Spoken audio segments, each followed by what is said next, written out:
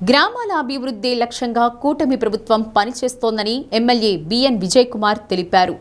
వ్యవసాయ రంగానికి ప్రభుత్వం అధిక ప్రాధాన్యతను ఇస్తుందని ఎమ్మెల్యే అన్నారు.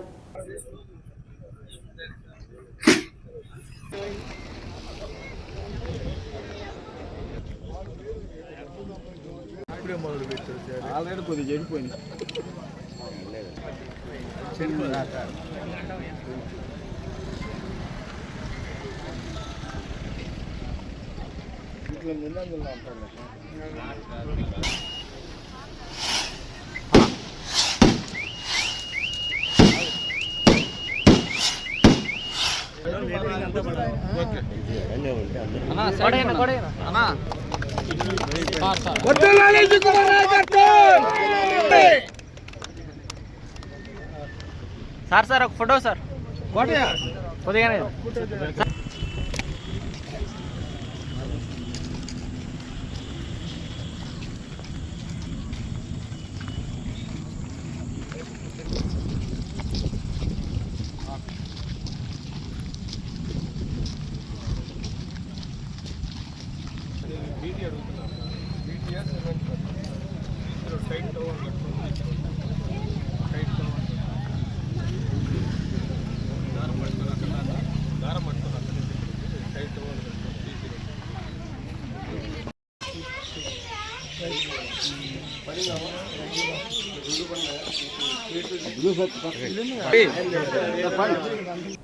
నాగులుపులపాడు మండలం హనుమాపురంలో 50 లక్షల నిధులతో నిర్మించిన తార్ రోడ్డును ప్రారంభించిన అనంతరం రైతన్న మీకోసం కార్యక్రమం నిర్వహించారు. అభివృద్ధి పనులతో పాటు అర్హులైన ప్రతి ఒక్కరికి సంక్షేమ ఫలాలు అందజేయనున్నట్లు విజయ్ కుమార్ తెలిపారు. వైసీపీ ప్రభుత్వంలో గ్రామాల అభివృద్ధిని విస్మరించారని PDCC bank person in charge Kamipalli Sitaramayya, జిల్లా గ్రంథాలయ సంస్థ చైర్పర్సన్ ముప్పవరపు సుచిత్ర విమర్శించారు. మండల అధ్యక్షుడు తెల్ల మనోజ్ కుమార్, నాయకులు నందిగం కోటయ్య, కాకర్ల లక్ష్మీ వరప్రసాద్, పైడి నాగేశ్వరరావు, అంకిరెడ్డి, తహసీల్దార్ ప్రవీణ్ కుమార్, ఏవో వెంకట్రావు తదితరులు పాల్గొన్నారు. ఈ గ్రామంలో ఈ గ్రామ ప్రజలు అందరూ ఈ బ్రహ్మాండమైన కార్యక్రమం చేసినందుకు నేను ప్రత్యేక ధన్యవాదాలు తెలియజేస్తాను. మనందరం గుర్తుపెట్టుకోవాల్సింది ఏంటిదంటే, చంద్రబాబు నాయుడు గారు మన ముఖ్యమంత్రి వర్యులు, తెలుగుదేశం పార్టీ, ఎన్డీఏ కూటమి, రైతుల పక్షపాతి ఈ ప్రభుత్వం. ఏదైనా కానీ రైతులకి ఎలాగా మేలు చేయాలా అనే విషయంలో చాలా ముందుంటుంది. పోయిన ప్రభుత్వానికి ఇప్పుడున్న ప్రభుత్వానికి మీకు తేడా వ్యత్యాసం చాలా ఈజీగా మీకు కనపడతా ఉంది. వచ్చిన వెంటనే మీ అందరికీ తెలుసు, మన ఈరోజు 20,000 రూపాయలు అన్నదాత సుఖీభావాక అనే కార్యక్రమంలో ఈరోజు ఇవ్వటం అనేది చాలా గొప్ప విషయం. ఎందుకంటే మన రాష్ట్ర ఆర్థిక పరిస్థితి బాగలేదు, అయినా కానీ మన రైతు సోదరులకి ఏదో ఒకటి మేలు చేయాలని ఇంత కష్టమైన ఆర్థిక పరిస్థితుల్లో కూడా ఈరోజు 20,000 ఇస్తున్నారు. అంటే మనకు డబ్బులు ఎక్కువ ఇవ్వటం లేదు, డబ్బులు చాలా తక్కువ ఉన్నా కానీ రైతుల మీద ప్రేమతో ఈ కార్యక్రమం 20,000 ఇస్తున్న విషయం మనందరం గుర్తుపెట్టుకోవాలి.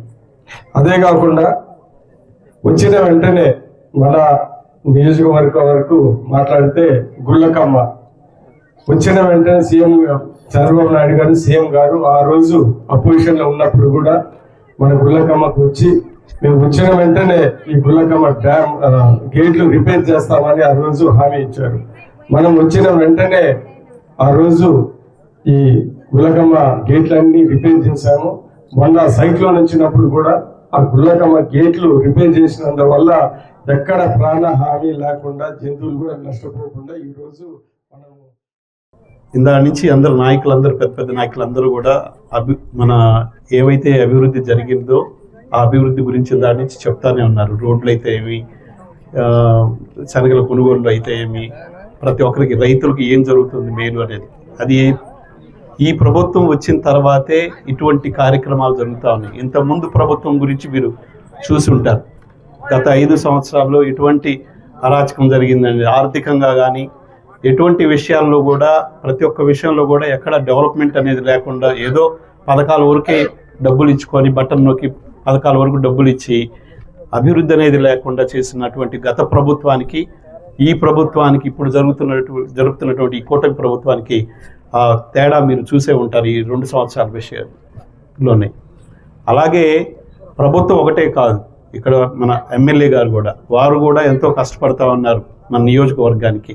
ప్రతి ఒక్క గ్రామం, ఈ గ్రామంలో తెలుగుదేశం మెజారిటీ ఉందా లేదా ఈ గ్రామంలో వైసీపీ మెజారిటీ ఉందా అనేది చూడకుండా ఎక్కడైతే ఎన్ఆర్జీఎస్ ఫండ్స్ ఎక్కువగా తీసుకొచ్చి ప్రతి గ్రామాన్ని అభివృద్ధిలోకి తీసుకెళ్ళడానికి, అంటే రోడ్లు అయితే కానీ ఏదైనా ప్రతి ఒక్క విషయంలో కూడా ఆ డెవలప్మెంట్ చేస్తున్నందుకు నిజంగా ఆయనకి మనం కృతజ్ఞతలు తెలుపుకుంటూ, రాబో రోజుల్లో ఎలక్షన్స్ ఉన్నాయి, లోకల్ బాడీ ఎలక్షన్స్, మండల పార్టీ ఎలక్షన్స్ కానీ, సొసైటీలు కానీ, అలాగే పంచాయతీ ఎలక్షన్స్ కానీ. సో ఆలోచించుకోండి, గత ప్రభుత్వం ఏం చేసింది, ఇప్పుడు జరుగుతున్న ప్రభుత్వం వల్ల మనకి ఎటువంటి ఉపయోగాలు ఉన్నాయి. ఈ సూపర్ 6 పథకాలు కానీ ఇవన్నీ ఆర్థికంగా ఎన్ని ఇబ్బందులు ఉన్నప్పటికీ కూడా ప్రతి ఒక్క పథకాన్ని టైంలో, అంటే ఇప్పుడు పెన్షన్ పథకం ఉంది, మీకు ఆదివారం వస్తుందని శనివారం డబ్బులు ఇస్తున్నారు. సో అంతకుముందు లేదు ఇవన్నీ. అట్లా పథకాలన్నీ చేసుకుంటూ మళ్ళీ డెవలప్మెంట్ చేసుకుంటూ వస్తున్నటువంటి ఇటువంటి ప్రభుత్వాన్ని మళ్ళీ మీరు తిరిగి లోకల్ బాడీ ఎలక్షన్స్లో ఎమ్మెల్యే గారు వచ్చి మళ్ళీ అడిగే పరిస్థితి కూడా రాకూడదు. గెలిపించుకొని ఆయనకి కానుకగా తీసుకెళ్ళి ఇస్తే గ్రామానికి ఇంకా అభివృద్ధిగా ఇంకేం చేయాలా అనేది ఆయన ఆలోచించి. మన కూటమి ప్రభుత్వం సాంకేతికతను రైతులు చెంతకు తీసుకువచ్చింది. ముఖ్యంగా డ్రిప్ ఇరిగేషన్ ద్వారా పంటలకు నీరు అందించడం, సబ్సిడీ ద్వారా విద్యుత్ కనెక్షన్స్, అలాగే వ్యవసాయ మిషనరీస్ అందించడం జరిగింది. నాణ్యమైన విత్తనాలు అందించడం, అలాగే పండిన పంటను గిట్టుబాటు ధరలు కల్పిస్తూ ప్రభుత్వం కొనుగోలు కేంద్రాలు ఏర్పాటు చేసి డైరెక్ట్ గా ప్రభుత్వమే రైతుల దగ్గర నుంచి మీరు పండించినటువంటి ధాన్యాల్ని కొనుగోలు చేయడం జరిగింది.